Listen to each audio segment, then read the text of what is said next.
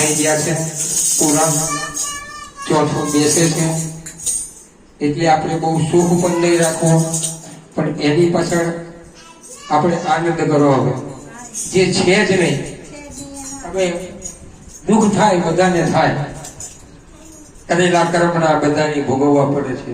મારા પછી તારો ને તારા પછી મારો વારો કે બધાનો છે. રામ ભજતા યૌવન ગયું, ધન ગયું દેતા દાન, પણ પરમાર્થમાં જેના પ્રાણ ગયા એ ત્રણેય ગયા નવજાન. ક્યાં ગયા પેલા ઠક્કર? બહાર છે, અહીં બહાર અંદર આવો ભાઈ. આપણે એક જલારામ બાપુનું એક ભજન બોલી દઈએ, કેમ કે ઠક્કર આવ્યા છે, કે એક જલારામનું પણ ભજન સંભળાવવું પડે. પછી તમને બધાએ કરતાલ લઈને બધાએ ભગવાનમાં તમારે કૂદવાનું છે. બધાએ ભાઈ ઠક્કર બેસ ભાઈ યાર.